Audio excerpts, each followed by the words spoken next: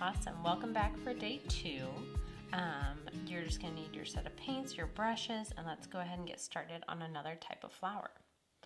I am going to use purple for this one, and so there's a purple directly in my palette, or you can mix red and blue to create your own purple. And this simple flower for today is just going to be a 5-pointed star as well, but it's going to be 5 little almond shapes that kind of intersect in the middle.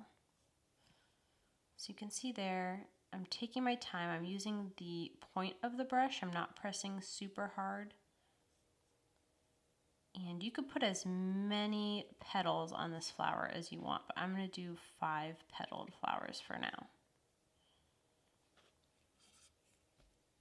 So you can see I'm moving slowly. I'm using the tip of my brush. Again, this is a size 1 that I'm using. If you press really firmly, you won't be able to get these little fine points. So especially when you're getting to the tip of each petal, just pressing really lightly.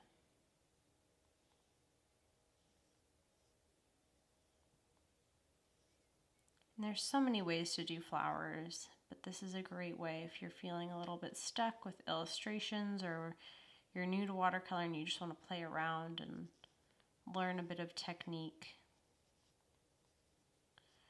We're working here with wet paint on top of dry paper.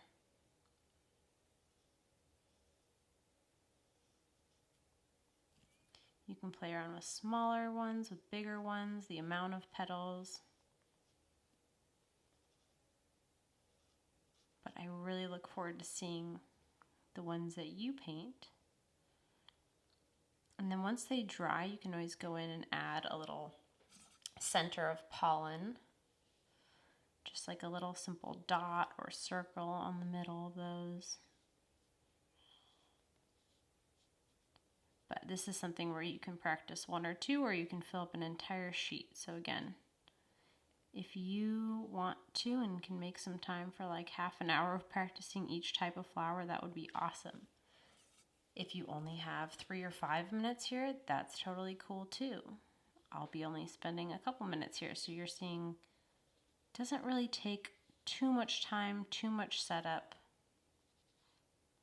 Something I really love about watercolor. I don't need to set aside many, many hours. It's something I can pick up and put down pretty easily.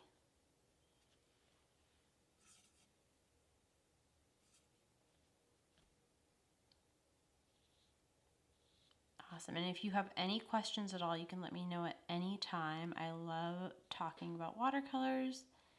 And please share yours as well with the hashtag CarlyRayCreative.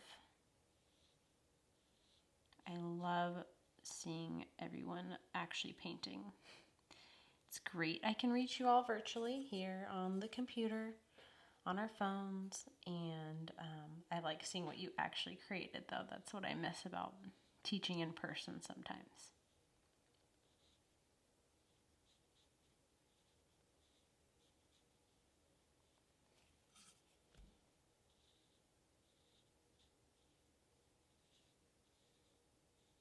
Cool. So as those start to dry, I'm going to go in with a slightly more blue purple. I'm going to mix a little more blue by adding water and blue paint there.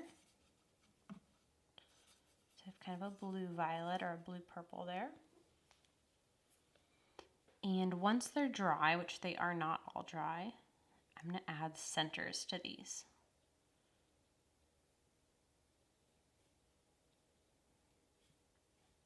And if they're not dry, they'll just kind of start to shoot outwards. This one was the last one, so you'll see that one still will work. It's just going to kind of be a messier look. It's not going to be wet on top of dry. It's going to be a different look. So if you don't want that, you can always just kind of go in, try to remove that, wait for it to dry, and add a dot in the center, which is what I'm going to do. So that's really all there is to today's flowers. Again, very simple, not about the complexity. It's really just having fun, trying something new, and playing around with these flowers. Cool. So join me back tomorrow for another awesome flower painting experience.